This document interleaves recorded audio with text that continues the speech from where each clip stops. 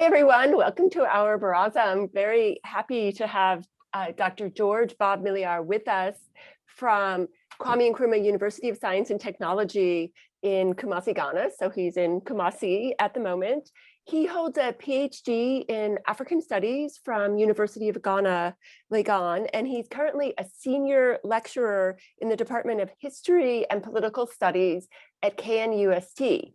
He also directs the Center for Cultural and African Studies at KNUST in Ghana. And he served as the head of his Department of History and Political Studies. Dr. Bob-Milliar has held numerous fellowships and grants, including participating in the Africa Oxford Initiative as a visiting fellow at the University of Oxford. He's been a visiting researcher in Finland, recipients of many different travel and research grants from University of Cambridge and elsewhere. He's involved in extensive research on parties in Ghana. He's worked on grants for the German Research Foundation, party branding in Africa, political images, narratives, and voting decisions. He's also been a co-PI in grants with the British Academy, and those funded by his university on issues of institutional trust, all very relevant and current topics. His publication record is quite extensive. Dr. Bob-Milliar has published in journals such as African Affairs, Third World Quarterly, African Economic History, Commonwealth and Comparative Politics, topics such as political transitions and commissions of inquiry, the economic potentials of Northern Ghana, questions of activism in political parties. So quite a wide-ranging inquiry regarding political parties in Ghana and Africa more generally. His talk today is about repetitive distributive politics in Northern Ghana. Please join me in welcoming Dr. Bob-Milliar to our Friday Baraza here at University of Florida. Thank you so much, Brenda, for the very long introduction. And I'm happy to be seeing so many familiar faces. Let me share my slide.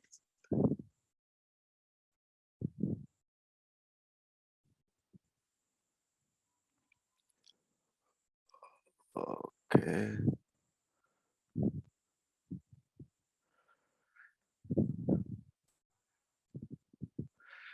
Right. So once again, thank you so much, and I'm happy to be able to present to you. And so my talk this evening is in 3 parts.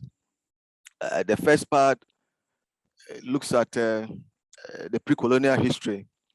I'm not going into details. I'll just pick some very relevant themes from this period to serve as the foundation to understand what I'm talking about, repetitive distributive politics in Northern Ghana.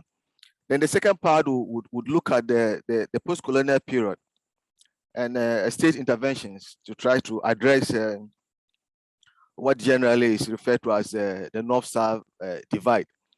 Then the third part of the talk would look at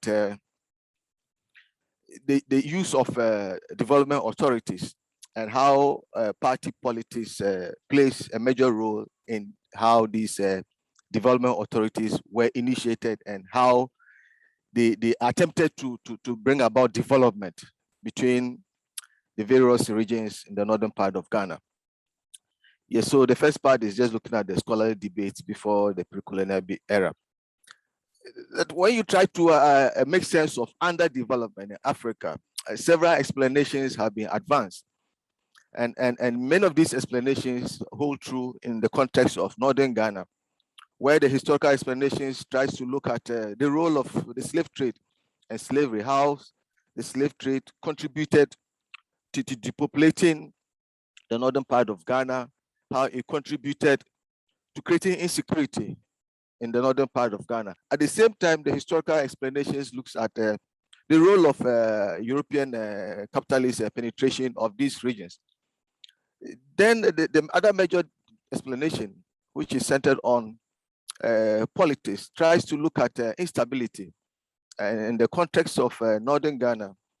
Communal conflicts have been rampant, and that these have contributed to instability in this part of Ghana, thereby making the area unattractive to investors.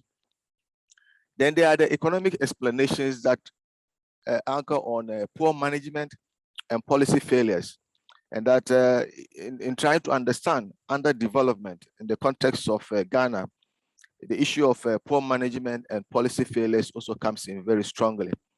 Of course, there is the issue of culture, which comes under the social explanations, and that culture becomes a problem in the sense that in these parts of Ghana, the culture of the people is a hindrance to development.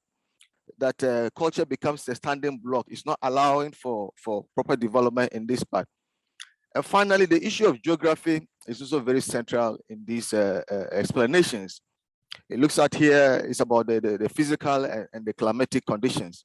And if you look at the context that I'm discussing, northern Ghana, geography becomes very important. The terrain is very inhospitable in the sense that the temperatures are very high. It's savanna terrain, rainfalls are irregular, and for any commercial farmer who is interested in trying to invest, this becomes a factor. And that all of these combined tries to explain the underdevelopment in the context that I'm going to be discussing. So these theoretical debates are relevant in the Ghanaian context, and that will go as I talk, you see how relevant these are. I take this piece from the archive, which provides some context from the perspective of the colonial state, which is that the British saw in this part of Ghana, of the Gold Coast, they call it then, in terms of trade value, the British were in search of minerals. They wanted timber. And of course, in the absence of these commodities, the British were not prepared to spend a single penny on the administration of this part of the Gold Coast. Of course, in the post-colonial era, state officials have bemoaned the fact that there is a poverty mentality in this part of Ghana, and that almost all the initiatives and policies that central government have attempted or tried to bring to this part of Ghana, that the result has been nothing encouraging. And as a result, it appears the citizens in this part of Ghana have what they call the poverty mentality. Of course, you link this to the divide that I referred to, which is that these are two regions that are distinct. So there's the southern part and there's the northern part. And that in terms of poverty, it appears poverty in the Ghanaian context is also regionalized. And that when you look at poverty, as I go further, I'll show you some statistics, that poverty is largely concentrated in the northern part of Ghana. Of course, there's urban poverty in the southern part, but in terms of figures, overwhelming numbers shows that the northern parts of Ghana are very poor. Of course, the history of the region's involvement is very important, and how it factored into the larger history of Ghana. That the major power that dominated this part of the country was Asante. Asante emerged as a centralized state in the southern part of the Gold Coast, and extended its state into the northern parts of the region, capturing a lot of the centralized states and the so-called centralized states that had relationship with these centralized states. Of course, according to our works, Asante in this context should be regarded as a powerful state in the savannah, because in terms of territory, the larger part of the Asante state or kingdom laid in the northern savannah as compared to the southern belt. Of course, Asante Force incorporated these states, the Dagomba, the Gonja, and they became part of Asante Common Market Area. And Asante's incorporation of these states into its territory was, well, one, very important for trade, because the trans-Saharan trade networks passed through this area, and Asante was very mindful and interested in controlling the trade routes so that it will maximize its own investment in this trade in particular. Of course, so the expansion on extension of the Asante state into the Savannah land led to the raiding of other states for slaves, because once Gonja and Dagomba became vassal states under Asante, they were required to pay some annual tributes to Asante in the forms of slaves. So the Gonja and the Dagomba states also became slave raiders, raiding the lesser communities that were defenseless in order to meet this demand from Asante. And of course, as a result, many centers of economic activities emerged in the grassland or the savannah. One that is very important for this context is Salaga. Salaga emerged as a very important commercial center. It served as a center for the sale of kola nuts, and these are products that were produced in the forest belt and transported by Asante traders into Salaga, and they were further taken across to the Sahelian region. Very important, and Asante controlled the market as part of its state. Whilst Asante was at its peak, of course, it was also at the time that European interest in Africa was very high, and Africa was being explored by various European powers. And the context of the Gold Coast, from about the 1840s, the British emerged to become the most powerful European nation in the Gold Coast. And whilst Asante was the dominant state in the forest, extending into the savannah, the British were confined to the coast. But of course, reports of economic potentials in the north attracted the attention of the British and the French, who were in the upper Volta. And the two European nations were competing to secure territories so that they will explore further this economic potential, the so-called economic potential, I'll put it that way. So eventually the British secured an agreement, the Anglo-French Convention of June 1898, which gave British some leeway over this. Of course, by the 1890s, Asante had become weak, having suffered from its civil war, then the capture of Prempeh I, and the exile of Prempeh I into Seychelles. Then finally, the 1901 uprising, what historians generally refer to as the Yad Santua War, which finally the British succeeded and defeated Asante. Now, British added Asante to its territories and included the Northern Territories as part of the Gold Coast. The emergence of a capitalist economy in the Gold Coast influenced British policy largely in the Northern Territories. That the British were interested in exploring this vast land for all its economic potentials and trying to include that alongside what already they were exploring in the southern part of the Gold Coast. So they were interested in promoting trade and to extend the caravan Hausa trade to the area. Of course, but the volume of trade declined as an alternative trade route emerged. But the colonial state, in the context of the British, was interested in resources, and that whatever capital was going to be invested in any part of the Gold Coast, it would be tied to resources. In the southern part of the coast, the Gold Coast, they were already exploring mineral resources and all of that. So this also informed British decision going into the north. And capital was located in the mining and the cocoa production in the southern part of the Gold Coast. With the interest on mining and cocoa, there were no major economic investment in the northern sector or the northern territories, as the British call it. And as a result, that part of the Gold Coast lagged behind the rest of the colony. The British rather designated the North as a labor reserve.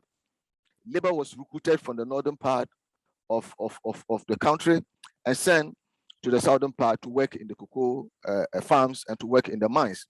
And the colonial state purposely discouraged contact between the two areas. There was separate development for the north and separate development for the south, and these were well enforced.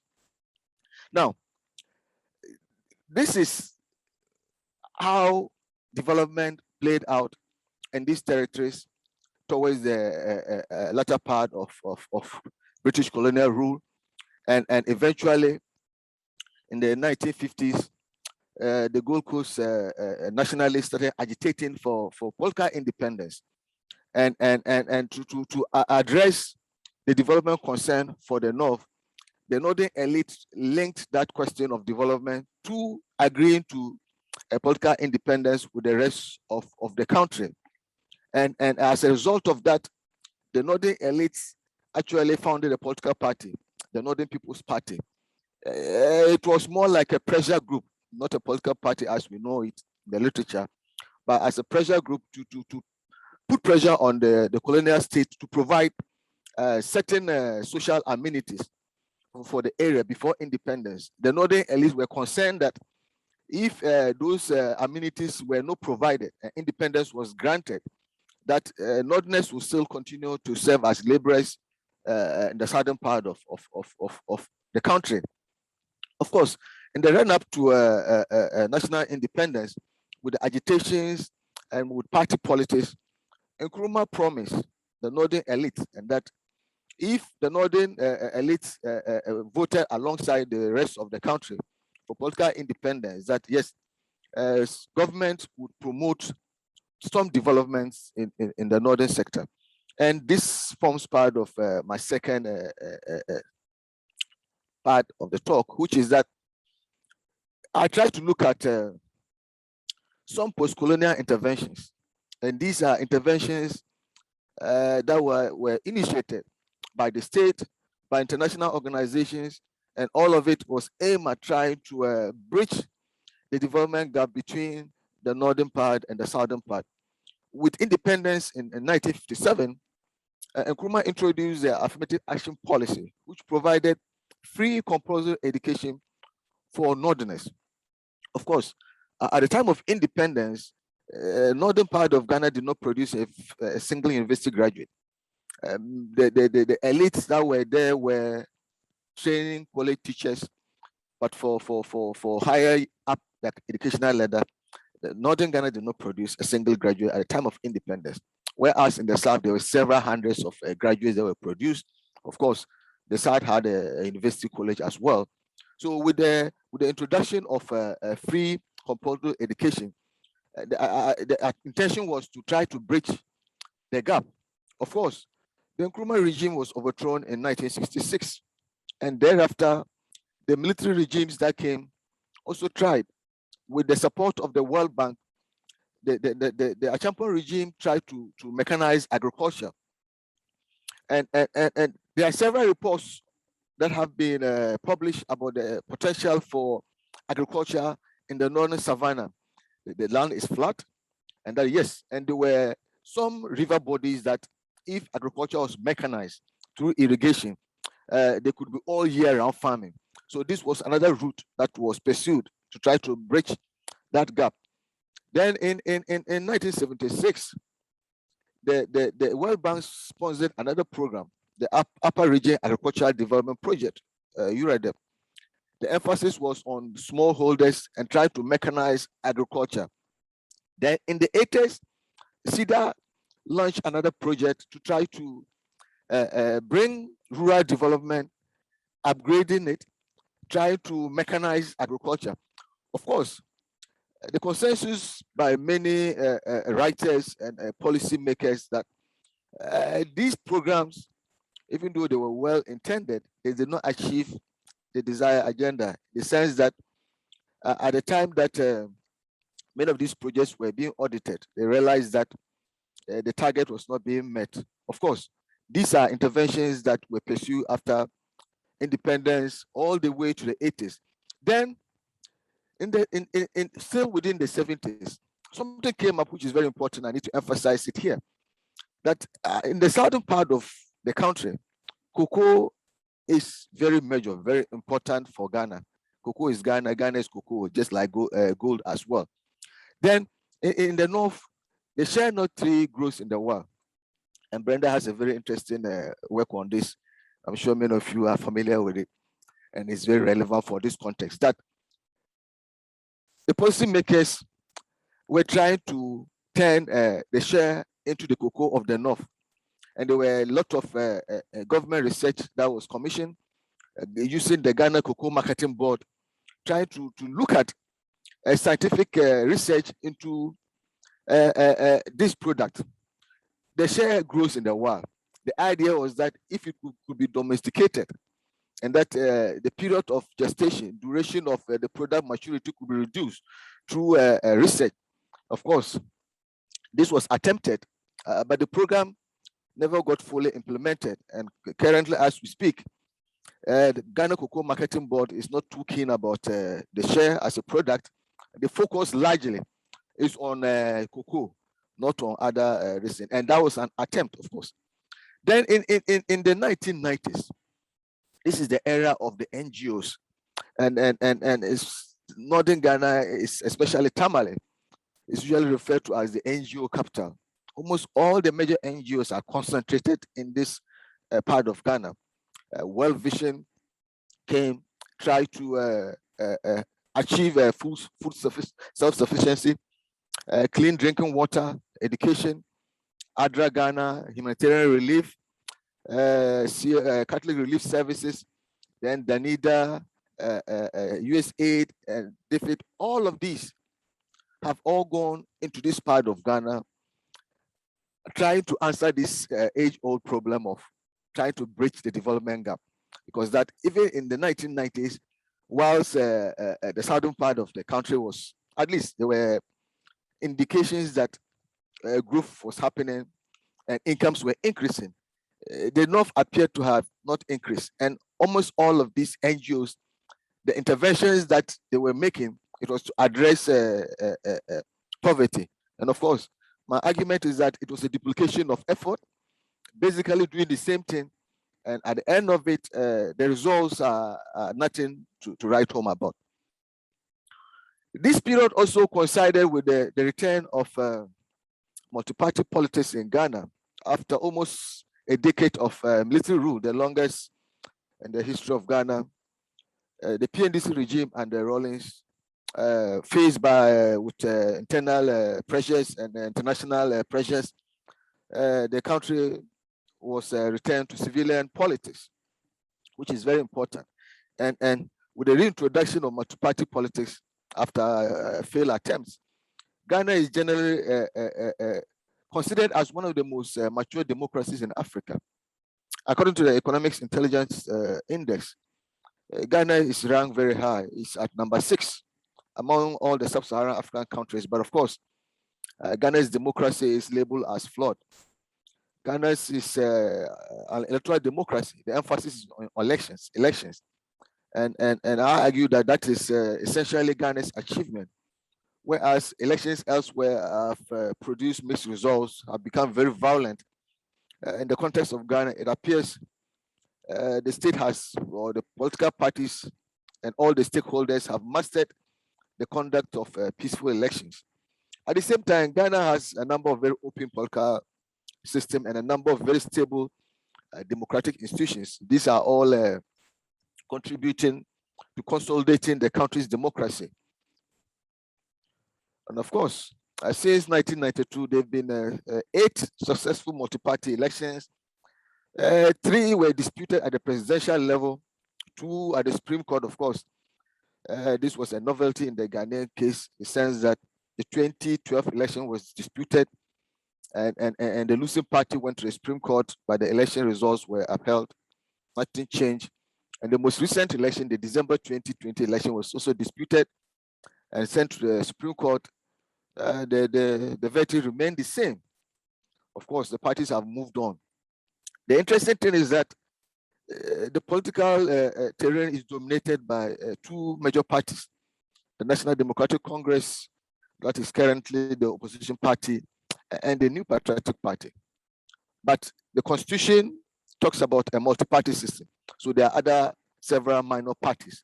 But in terms of relevance, and if one was to evoke Giovanni Sartori's analysis, you realize that the minor parties don't play any major role. As we speak, they don't have representation in parliament. Parliament is dominated by these two major political parties. In terms of ideology and philosophy, the NDC claims to be center-left, and that is a social democratic party, and that it's for the masses. The NPP starts itself as a center-right political party and promotes what it calls a property-owning democracy.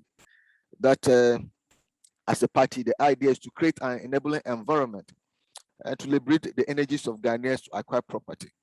So these parties are well positioned on the political spectrum, at least in theory. But when it comes to operations and how they govern, it's always a mixture of center-left and center-right policies. I now go to the third and the final part of my talk, which is now looking at distributive politics, politics that these two major political parties that have governed Ghana since 1992 have tried to share in the Ghanaian context what we usually refer to as the national cake, try to bring about development through allocation of resources. As one scholar said, politics is about who gets what, when and how, and this is very relevant. That distributive politics involves the allocation of goods and services across. Now, I use this to mean the allocation of government services to the various regions of Ghana. My interest and the focus of this talk is on the Northern Savannah Belt. The political parties that have governed since 1992 have used what they call special development authorities to try to allocate resources across the country, but more specifically to the Northern Savannah zone. Why the Northern Savannah zone? That even though the rest of the country appears to have moved, the rest of the country appears to have grown, that poverty and income inequality was still regionally based and geographically located in the northern part of Ghana. Several studies by World Bank and others shows that yes, in the context of regional income inequality, it was linked regionally in the context of northern Ghana. That yes, so poverty is mostly concentrated in the northern part of Ghana. With this awareness, the political parties that have governed have now tried and use these development authorities to address this. This slide that I'm showing you is quite old, 2012, 2013, but that is the available data. And if you look at the slide, in terms of regional inequality, the then three northern regions, Upper East, Upper West, and Northern, as compared to the southern part of Ghana, you see that the three northern regions, in terms of poverty and extreme poverty, were leading as compared to the southern regions. And this is what the special development authorities were intended to address, extreme poverty in the context of the three northern regions then. In terms of education, the quality of education, this is 2016. And if you look at competencies rate across the country, again, the three northern regions are not performing well as compared to the other regions of the country. That you look at the national average and see where the three northern regions are and performing in terms of English and mathematics. Now, education is very relevant when it comes to development. And if this part of the country is lacking in terms of competencies, it's a major concern for the state and for all development levels. So the answer in the context of the governing parties is to use development authorities. So SADA is the Savannah Accelerated Development Authority. SADA was established by an act of parliament in 2010. It was initially intended to be a coordinating agency to coordinate a very comprehensive development agenda for the savanna ecological zones. Now, in terms of the savanna ecological zones, this is how the authority define it. All the three northern regions, including the northern part of the Brown Hafo and the Volta. And a lot of the residents in these parts of the southern part, even though those are southern part, are actual migrants from the northern part. Many of them are escaping poverty and resettling in the southern part of the Brown Hafo. So SADA defined its catchment area to include all of these. Of course, with the addition of new regions, this is now the area of the new development authority that I'm going to be talking about, trying to cover in terms of, so it's basically half of the country that the states or these governing parties are trying to address the development gap between the southern and the northern part of the countries.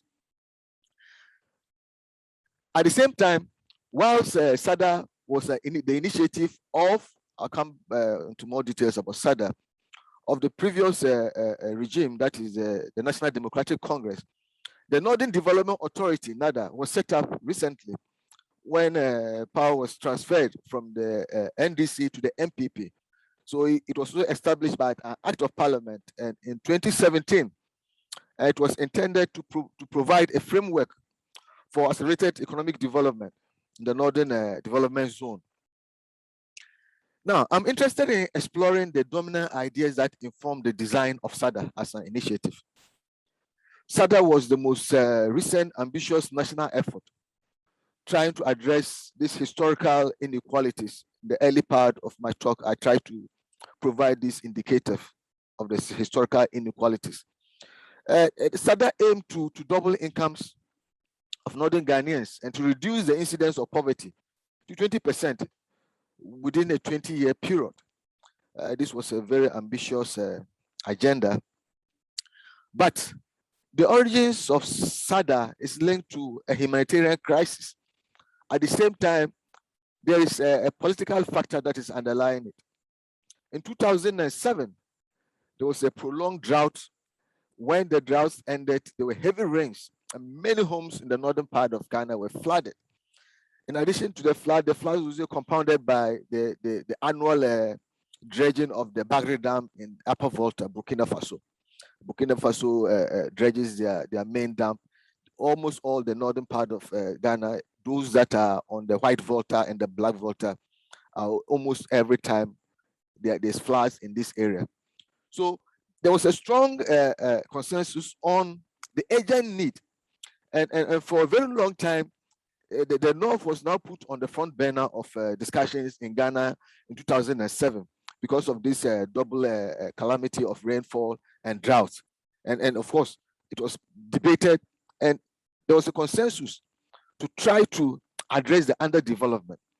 The government then, trying to respond to this national disaster, launched the Northern Development Fund to try to raise funds and relief items to send it to those that were needy and needed it very urgently. Of course, by the year 2007, the new patriotic party, the then governing party, was nearing its second term. Of course, and there were debates as to how it could extend its term beyond the 2 terms. And one thing that came up strongly in these debates is that the new patriotic party, the MPP, was largely an Akan party, and that it drew most of its support from the southern part of Ghana. And that for the party to go beyond the 2 terms and to a 3rd term, the best and the only chance would be to make inroads into the northern savannah zone that was the stronghold of the MPP. So with this political rationale, the design of whatever development authority that the MPP had in mind also had a political agenda to try to make inroads into this part of Ghana. There was consensus, and Afrobarometer survey for the 2008-2009 showed that Ghanaians saw the need to have some economic improvement for the poor.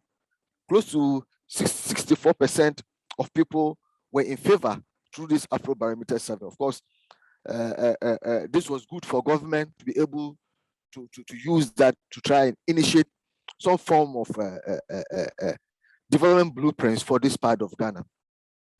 Of course, so in the 2008 electioneering campaign, the two main political parties, the two leading political parties, the NDC and the MPP, all promised to have some funds to have development. At the same time, reoccurring in this old debate about bridging the development gap between the North and South. The MPP presidential candidate pledged $1 billion to be the seed fund for the establishment of the Northern Development Fund. In the context of the opposition then, the NDC promised to establish the Savannah Accelerated Development Authority with a seed capital of 200 million Ghana cedi. And this was to be annually topped up with 100 million for the next 20 years. That was what the two political parties planned. So these were the two competing ideas going into the 2008 presidential election, that both parties were pledging to have some form of a development fund targeting poverty, targeting the lack of infrastructure in the Northern Savannah zone. So SADA was recognized as the most comprehensive policy targeting the overall development of the poorer regions of the North. The emphasis and the concentration was agricultural production and productivity. And here again, I have to emphasize that this was not new. In the first part or second part of the talk, you realize that almost all the international agencies, including state attempts, the focus has always been on agriculture and to increase productivity in this part of Ghana.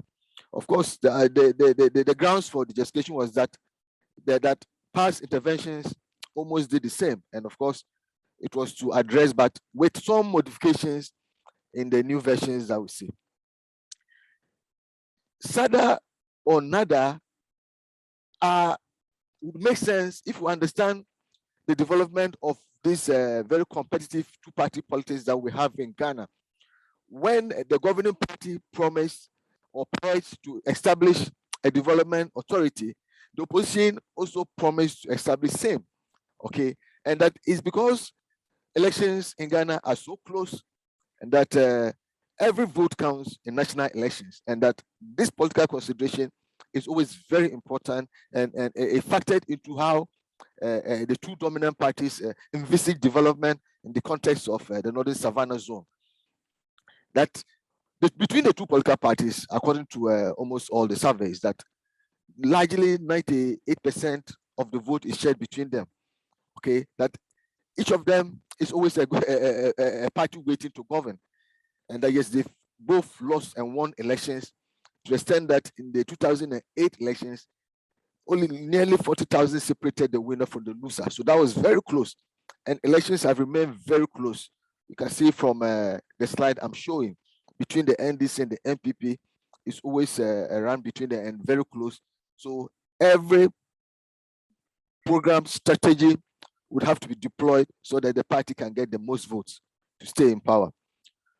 So the initiators of SADA were motivated largely by electoral gains. The Northern Development Authority was the name that was proposed by the incumbent MPP in 2008. The alternative was what the NDC proposed as SADA, but the MPP lost the 2008 election and transferred power to the NDC. Now that the NDC was in power from January 2009, it took the party 2 more years to brainstorm to be able to put the structure or the framework for SADA.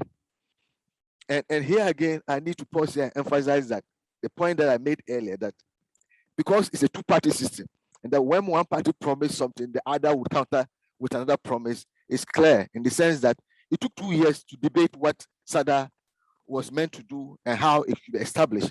But if it was well thought through as a program that the party wanted, but not as an electoral promise. It should not have taken 2 years, and that was it. So those challenges in implementing SADA, it failed to operate as planned for a number of factors, that it deviated from its original mandate. The original mandate was to serve as an agency to coordinate, but not as an implementer.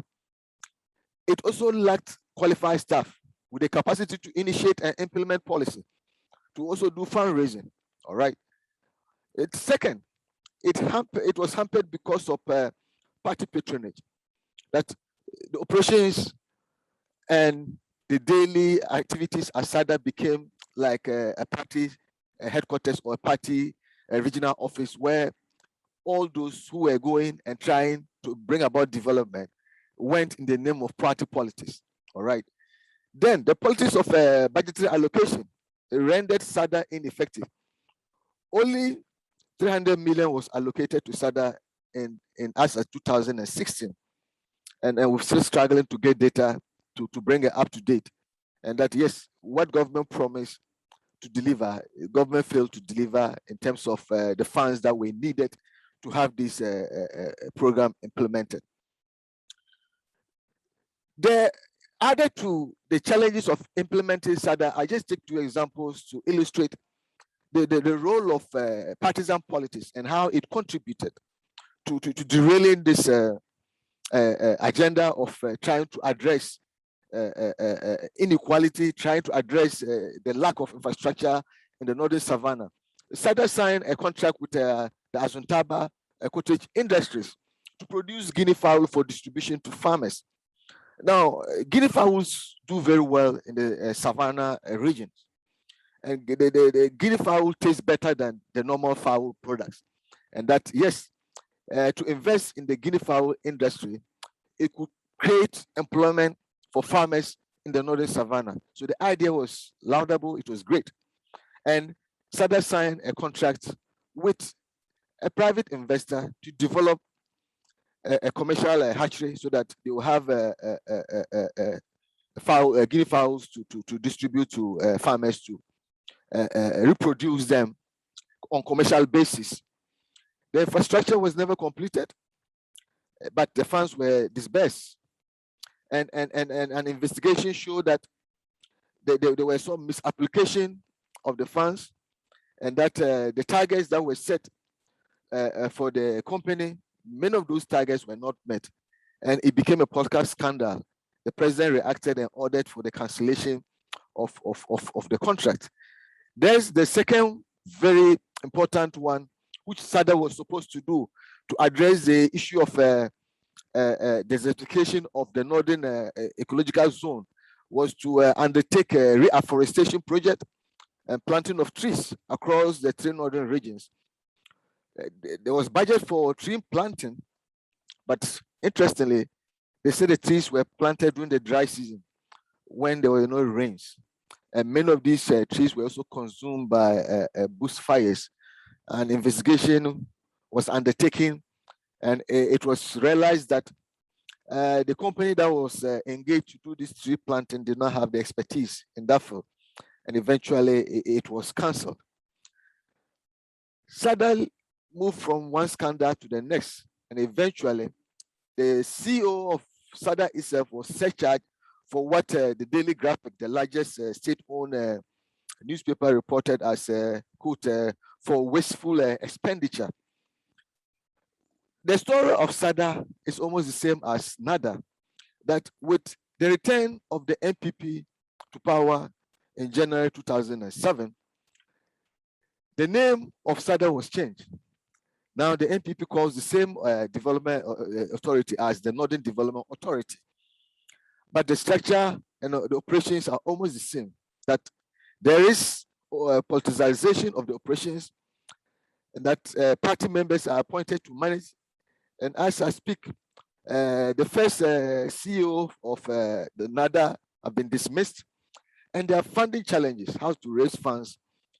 Government funds are not up to what the authorities, or now in the context of the NPP, they have authorities spread across the 3 ecological zones. We have the Northern Development Authority, the Middle Belt Development Authority, and the Coastal Development Authority. All right. So with these three major authorities that are supposed to bring about development, there are challenges with funding. And the NADA is going through the same as the SADA. And to conclude, what I'm trying to put across in this talk is that in the context of development in the northern part of Ghana, the history of it is very relevant.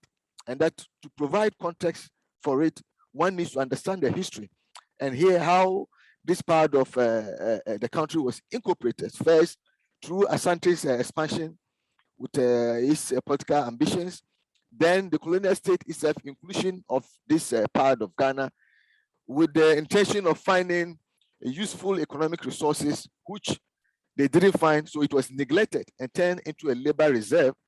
Then after independence, the attempt of the state, first led by Kwame Nkrumah, a very progressive leader who tried to bridge the gap using education.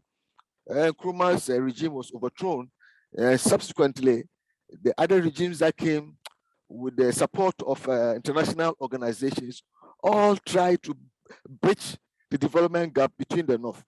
With a return to multi-party politics, political parties have seen that, including the North, has some political dividends in terms of electoral gains. And they've tried to reallocate the resources of the state to address development in this northern part. This is what this talk is all about. But of course, there are challenges. There are challenges in trying to bring about development. And those challenges are ongoing. Thank you very much for your attention. Okay, let me stop sharing my slides. Thanks, Prof. So we have about 40 minutes for comments, questions from the room. So I will take those in the order that they appear. Just use the raise hand function. So I'm waiting for the first one.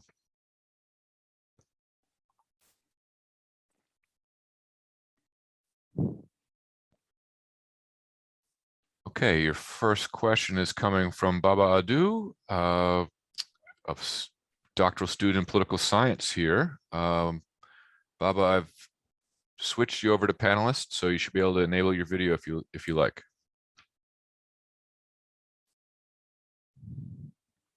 Just unmute yourself. Hello? I can hear you. Okay.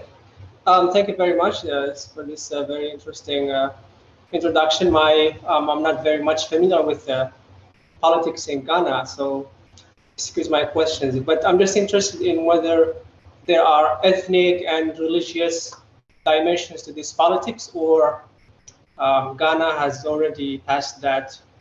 How does ethnic and religious politics play into this, or does it have any role? Thank you. Thank you very much, Baba. Yes, that's a very important question. Yes,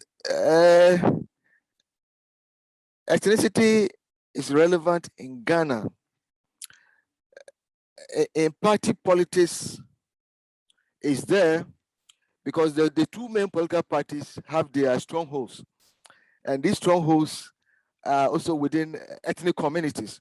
So the New Patriotic Party is very popular among the Akan regions. So Asante, the eastern part of Ghana, then parts of the central region. And these are all Akan dominated areas. They speak the same language. Linguistically, they're from the same mother tongue. So yes, it plays there. Then the NDC is also popular and actually counts the northern regions and the Volta regions as their stronghold. But in terms of partisan politics, platform rhetorics, ethnicity is not emphasized because of, if you look at the history of state building in Ghana and the role that Nkrumah played trying to build the modern state of Ghana. If you campaign on ethnic roots, it may backfire. But these regions, because they are ethnically dominant, they tend to vote along those lines. The second question you also asked is about religion. Ghana is a secular state, All right, that's what it says. But there is close to 70% comes from Christian. The other is shared between Islam and traditional believers. It's recently that we are seeing the role of the charismatic, especially the charismatic movements, trying to interfere in politics in the sense that they take credit and they prophesize about a party winning and a party losing. And it appears the political parties are responding to this. Currently, there's a debate in Ghana about gay rights, and the so-called religious groups are threatening political parties that any political party that legalizes gay rights, they are going to call their members out to vote against it. And you see that the parties are shying away from debating this, and rather it's individuals in parliament who are leading it. But the role of religion and ethnicity, yes, they're important, but they don't determine who wins. There are several studies that shows that in the context of Ghana, we've moved to programmatic politics. It's about ideas, but ethnicity, religion is so very relevant. But if I would put a figure to it, it would be maybe 3% may decide based on, or would have some ethnic or religious undertones. Yes. And what is so very important to emphasize in the context of ethnicity is that the new patriotic party that is seen as an account party is now making inroads into the northern part of Ghana. Okay, as we speak, they have parliamentary seats in that part of Ghana, and they have a vice president from that part. They try to show some inclusivity in how they do their politics. So that is my response to your question, Baba. Thank you so much. Okay, our next question is from Richard Kweitzu, who's also a doctoral student in political science. So go ahead, Richard. Thank you, and thank you, Doc, for coming on. It's good to see you again. So I have two questions. The first one is the linkage between education and poverty. And I know that since Nkrumah's time, there has been efforts to promote education in the North. So it's quite interesting that in your presentation, education is still like a major problem. So the question is, what is the problem? Like, why is these interventions not translating into actual results? The second question is with regards to all these development authorities. Our politics has been quite dominated by elites, if I could put it that way, from the North. And these people have political interest in the North as well. So it is in their interest to develop the place because it will translate in votes for them. So why have they not been able to manage these development authorities in a way that would yield the results that's supposed to? Right, Richard, happy to see you again. Thank you so much. Yes, the linkage between education and development, yes, is one that is well established in the literature. And in the North, education is seen as the cocoa or the gold of the North. But education is failing in the North because of one reason, which is poverty. That because of poverty, many kids of school-going age don't go to school. They either work in the family farm or do something else. For those who go to school, they don't stay in school. So you see that when they do the tabulation nationally, the North is still lacking. Yes, many Ghanaians have asked this question, that if in the North, education was free from the time of Nkrumah until fairly recent, when the government now have introduced the free education policy across the country, that the North have always enjoyed free education. But free education was not to the level of university or college, training college. It was basically at the basic level to secondary school. Then you would have to pay your way to college education and all of that. So in the context of the North, why this, despite all of these investment and interventions by the NGO, by the state, the resource is just not there. It's because of poverty. It's because of poverty. The other reason is linked to culture, which is not very strong, though, that in northern communities, especially the girl child, they don't see any value in educating the girl child. That, oh yes, it will be very beneficial if the male child is educated. All right. So that these girl child are not educated, they are married off early, and yes, so the poverty cycle continue.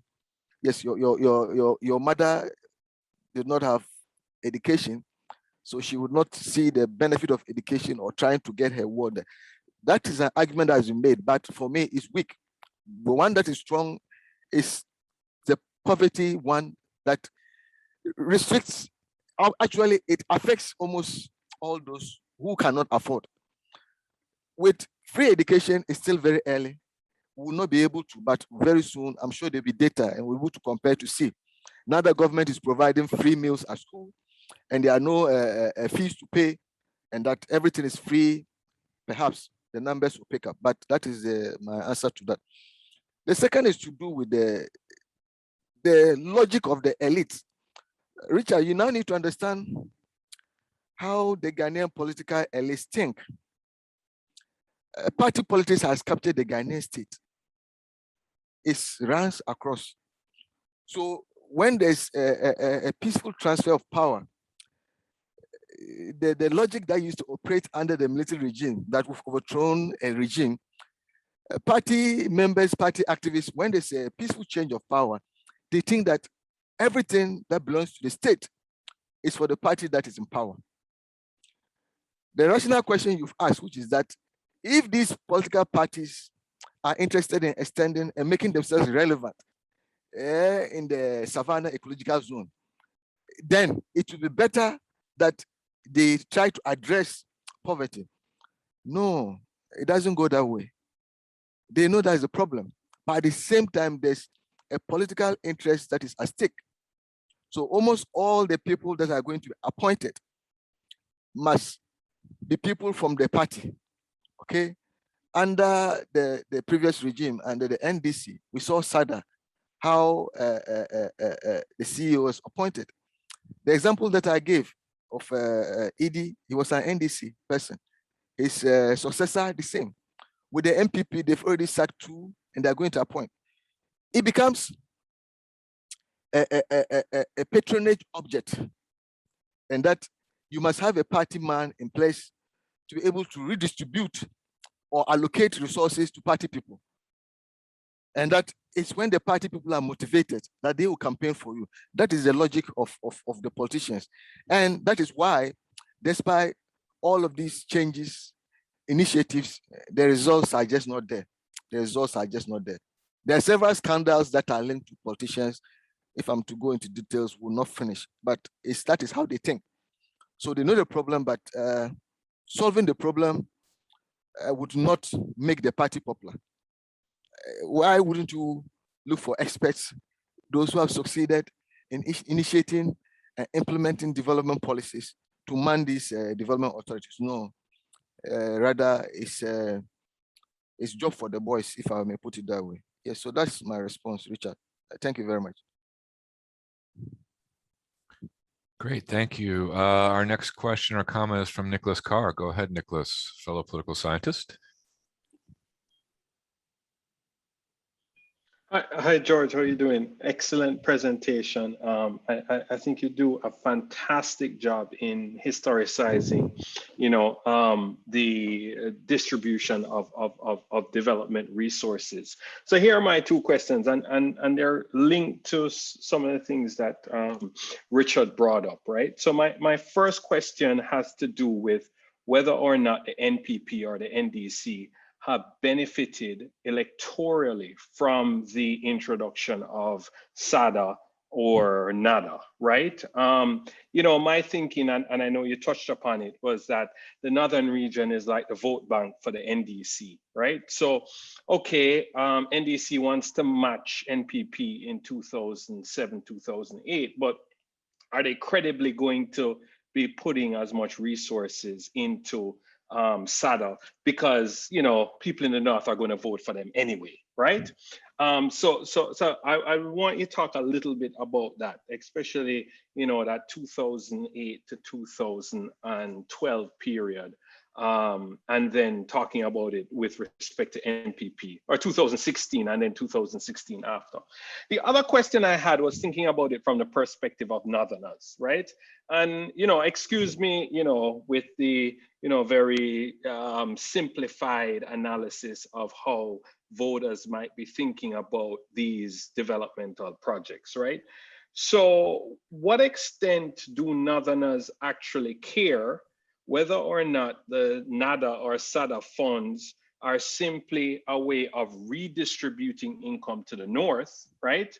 Or do they care about whether or not the funds are being used effectively, right? So, one is it just we're okay with patronage distribution, or are we okay, or do we prefer that these funds are effectively influencing development, right?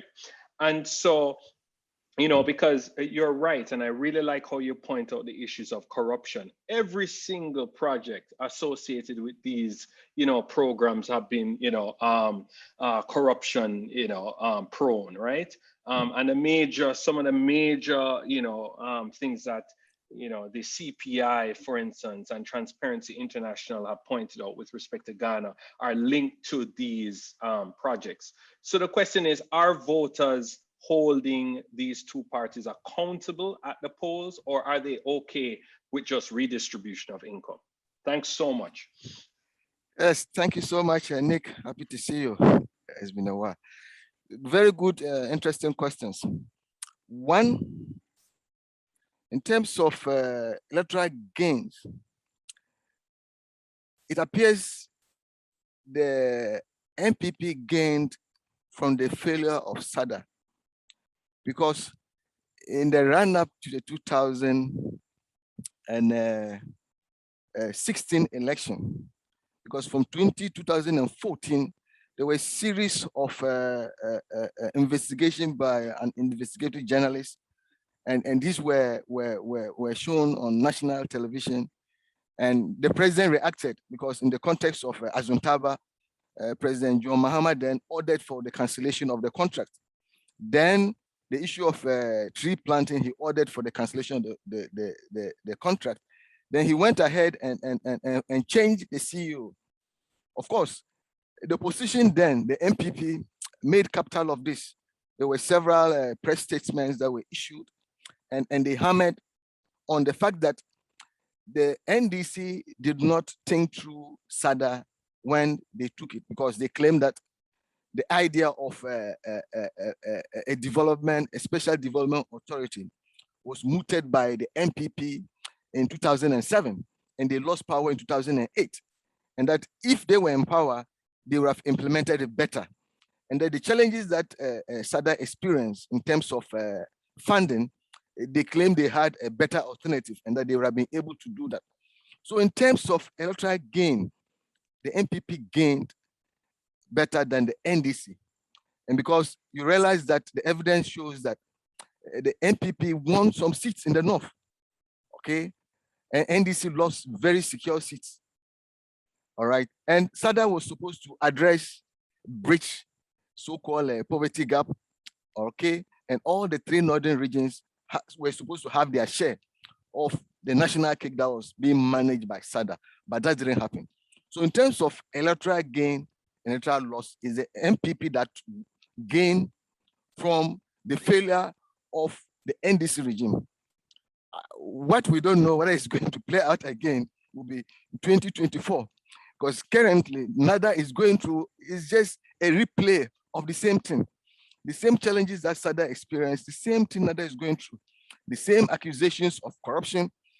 Last year, party foot soldiers belonging to the NPP massed up at the headquarters of NADA. They demanded for the sacking of the board chairman, because the board chairman had reallocated tricycles to another group. Okay, so it's just a play out of the same thing. All right. So we see whether in 2024 another party is going to gain because of the failure of NADA. Okay, so that is my response to that. The second question is very relevant in terms of the citizens of this part of Ghana. I made reference to a minister of state saying that the Northerners, they have a poverty mentality, that they say that they are poor, so they don't care. And that any development that is sent to the North, it will not bear fruit, but that the same policy can be sent elsewhere in Ghana and that you will have evidence for it. This is very difficult to measure. And it's very simple to say the people in the North have a poverty mentality without going into the history.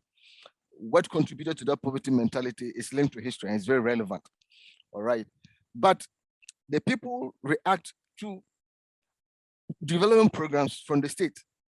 And in the context of SADA in particular, there's a CDD survey, that's the Ghana Center for Democratic Development. It's the same center that manages Afrobarometer, but CDD surveys are different from Afrobarometer. And when they did the survey, yes, they realized that in the three northern regions, the people there were interested in government bringing development, and they wanted those developments to succeed so that it will inform their choices, it will improve their lives. And this was captured in these surveys. So the people in this part of Ghana have a way to respond to these development initiatives.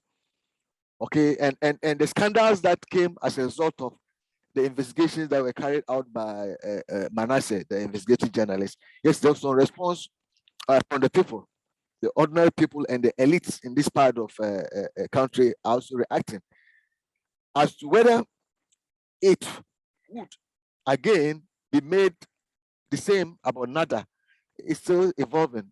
As I said, in the context of NADA, it appears it has been hijacked by the northern region. That is where the two CEOs all came from, and that is where it's headquarters. And almost all the decisions about development is decided in Tamale. And this is something that is also being debated about. That would be my response to the questions, Nick. Thank you so much. Okay, we have a next question from Izuchukwu. Go ahead.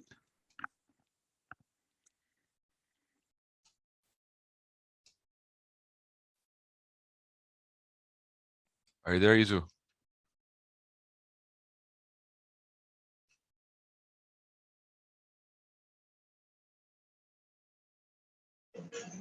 There you come. Yeah, can you hear me now? Yes. Yes, I hear you. Okay, I'm sorry, I'm in the mall and I don't trust the Wi-Fi, so I don't want to risk it trying to put on the videos. But I want to thank you, Prof, for your insightful talk. And I'm not from Ghana, I'm from Nigeria, but the import of the politics of Ghana has a far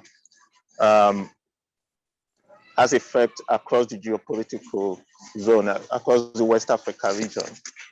It may interest you to know that the events in Nigeria, for instance, in many cases, mirrors what happens in Ghana. I've come to observe that if there is a military takeover in Nigeria, it's only a matter of weeks or months, there will be another one in Ghana.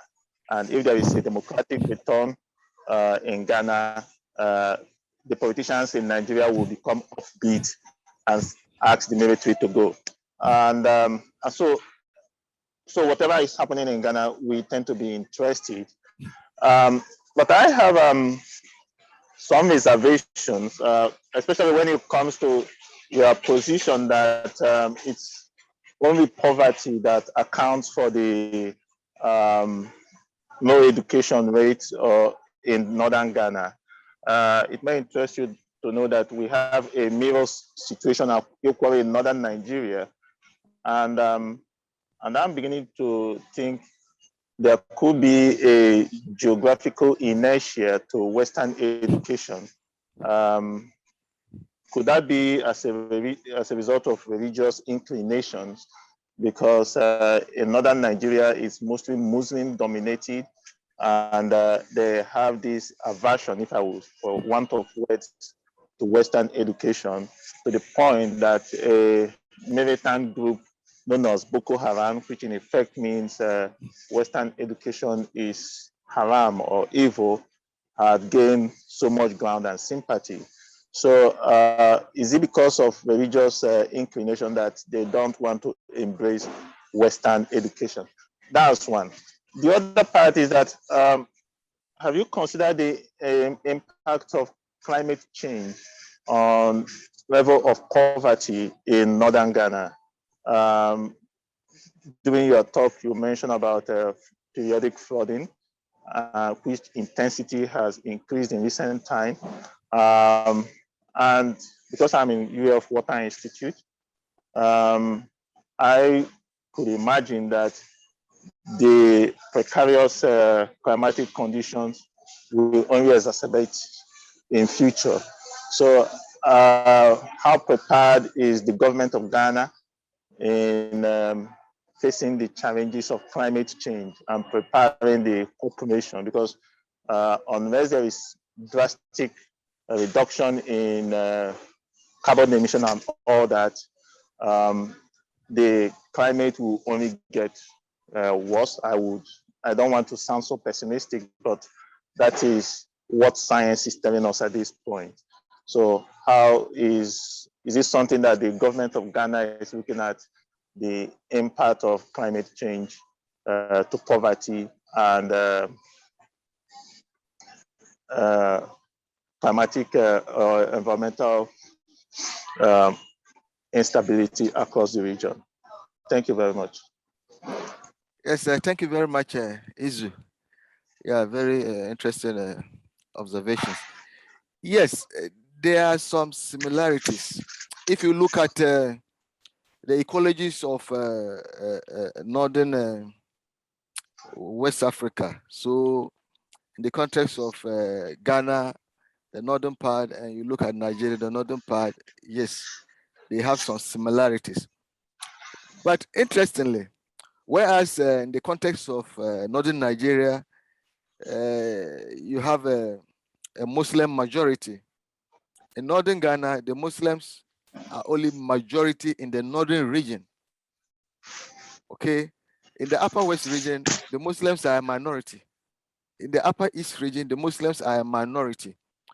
So the issue that you pointed at, the aversion of Islamic teachings to Western education in the context of northern Ghana may not hold.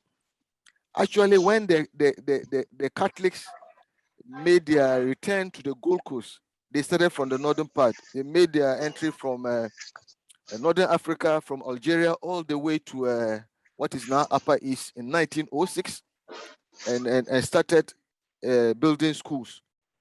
The British rather prevented them from extending to the northern part of Tamale, where the Muslims were dominant. Okay, but if you go to the western part of the upper region, that's Upper West, Upper East, you have very strong Catholic, and there are very strong Catholic secondary schools, and many of those who converted to the Catholic faith had access to education. So that is my response. Why I single out poverty?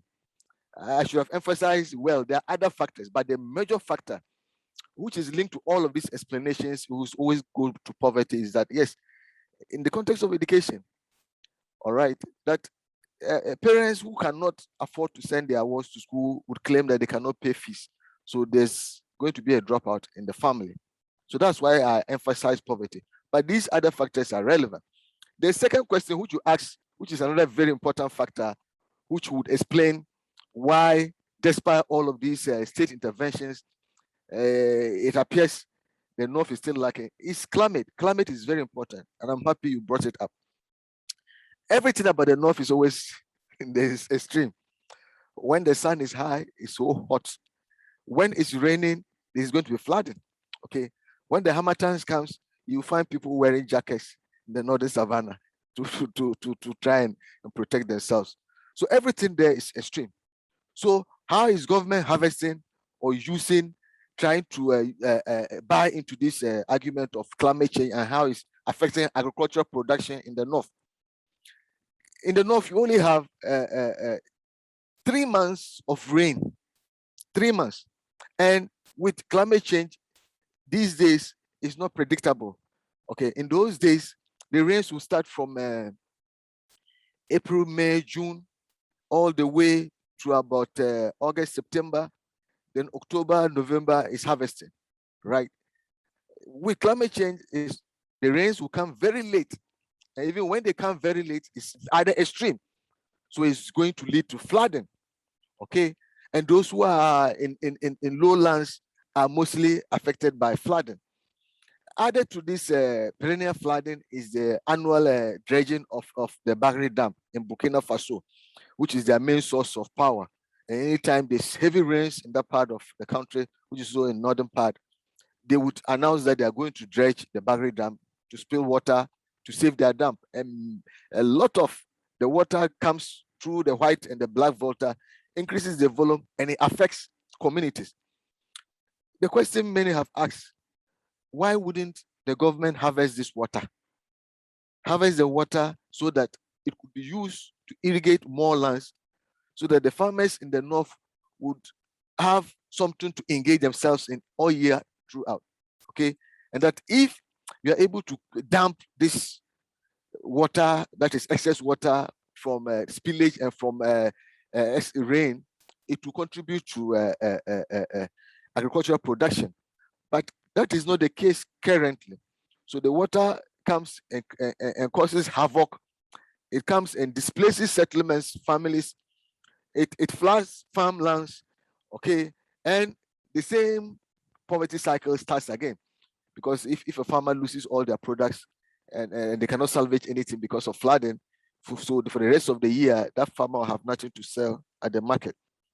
So climate change is extreme in the north, but there's an advantage. And I think the state can seize that and harvest excess water from rain, excess water from the dredging of the Bagri Dam, and have large-scale irrigation projects that would engage farmers meaningfully year throughout. So that would be my response to your two questions. Thank you very much. Okay, well, next question from Mustafa. Go ahead. Okay. All right. Thank you, and well done, George, for this insightful presentation. And to a very large extent, I think I agree with you in many front about the problem of Northern Ghana. Climate change, of course, is a problem everywhere and all of that. I believe North Africa has a lot of issues with climate change and all of that, but they're still striving. And so it still ties into the larger context, of what the problem of Northern Ghana is. And you have rightly said that poverty is one of the indicators of the northern problem. But how do we define poverty in the context of Northern Ghana? And I think maybe if we are able to define what poverty is, then we will be able to appreciate whether poverty is the occurrence of poverty in Northern Ghana is itself a result of some other sociopolitical element, or that poverty is the source of the problem that is going on in Northern Ghana. So I think we need to probably begin to define some of these terminologies and then understand where they are coming from. But my my question, I don't know whether it's a question or suggestion or contribution, but how do you juxtapose what I have observed as the falling standard of Ghanaian leaders in terms of political ideology and philosophy? And you rightly mentioned the fact that the NDC sees itself as center-left, and then the MPP sees itself as center-right. But when they are given the mandate to rule Ghana, then you see how they mix up all these policies, whether they are really center-left or center-right. For example, an MPP government doing a free SHS policy, which I think it never thought through about it, all of that, and now crippling the economy of Ghana. How does a center-right government propose such a policy and all of that? So in terms of what we see in Northern Ghana, we have seen how Nkrumah had developed a real policy in which we see the results even today as to what Nkrumah did in Northern Ghana and the results that it brought. So to what extent is the falling standard of our leaders in terms of appreciation of what development in modern context is contributing to the problems Northern Ghana is having, and to a large extent, the entire country, not only in Northern Ghana? You realize that the standard of Ghana is falling very fast and very quick, and you will wonder what it's causing all these. Thank you. Thank you very much, Mustafa. It's a very difficult question, but I'll try and attempt. When we look at development in the context of Ghana and we do comparisons, it's good to compare. You see that Nkrumah is at the top, followed by Champon or Rawlings. It depends on where you're coming from. Yes, your question largely was about the current political leadership. I've argued elsewhere that it appears multi-party politics is not developing Ghana. And my argument is largely based on how keen the elections have become. It's just competitive, and it's not a new argument, but Lindsay Whitfield has made a similar argument where she calls competitive clientelism.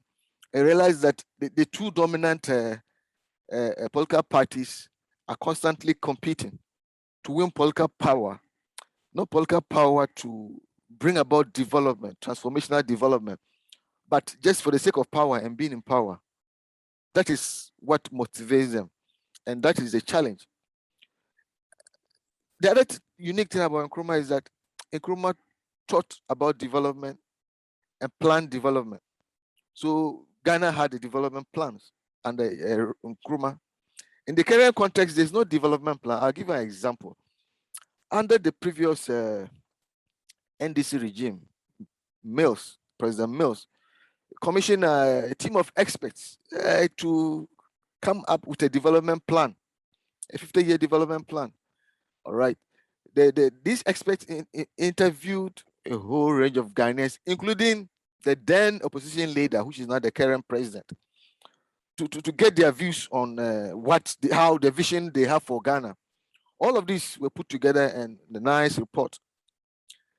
With the coming to power of the NPP in 2017 January, the party said they could not go by that development plan. And that development plan was thrown overboard. And currently, we are being ruled on a party manifesto. Okay, so that is the challenge. And these are party manifestos that are not grounded in the party ideology. On paper, yes, like I pointed out, these parties have ideologies. One subscribes to center left, another one to center right. Okay, but when it comes to governing, there's no ideology in governing. What motivates is just to hold on to power, and whatever will give them the opportunity to hold on to power, they do that. You give the example of a center right party introducing a free senior high school, free maternity care, metro mass transport, almost all of this. Okay, that a party that professes to be center right will not be doing that. The one that is center left is the one that is charging Ghanaians. All right, so it's very confusing when you compare the two and what they believe, what they say is their ideology, and when they come to governing. So you are right about the quality of leadership that is declining. It's declining because the party has captured the society. Everybody is motivated about power. No party is interested in staying in power for 4 years and losing. Okay, so because they are motivated and trying to win the next election is like fighting fire. Ghanaians want this, so let's give it to them. Then there's another section of the community that says they want this, give it to them. But what is being given is something that will not develop us. I'll give an example of a very good policy that was introduced by the MPP regime.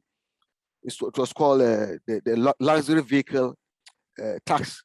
So if you drive a 4-wheel in Ghana, you pay a tax, very huge amount of money. They started, and there were complaints by who? Who are those who are driving the 4-wheels in Ghana? Are they the poor people? No, it's those who can afford. Okay, the so-called upper class, the political class, all right, they are those who are driving these 4-wheels, polluting the environment, and they have to pay. Okay, and for me, it was a very good policy that you tax the rich and use it for something else. But when the rich complain, and these rich are a minority, all right, when they complain, the government quickly review the policy. Okay, this is a good policy, in my opinion, and others who have analyzed it, even though it was withdrawn, those who have analyzed how much revenue was generated from the time that it ran, so much revenue, and if the government has stayed, but the government reacted. And the government reaction was based on the fact that the opponent would use it in the run-up to election. Okay, so the interest in staying in power, by all means, is contributing to the decline that you've mentioned, or the decline in the debate, the decline in the leadership quality, the decline in development itself. That in the context of democracy, the dividends that citizens were expecting, and it's not coming. All right, and that how long? Because the idea and the argument was that the previous systems were discredited, that the military could not, one-party state could not develop the state. That is liberal democracy, multi-party politics that had the answer. Of course, next year Ghana would have practiced this system for 30 good years. Okay, but largely the only achievement is in organizing elections that are peaceful, in quotes, in the context of the state. But this is a problem. So it's contributed to the decline that you are pointing at, Mustafa. And I think it's a very relevant point and question. Thank you very much.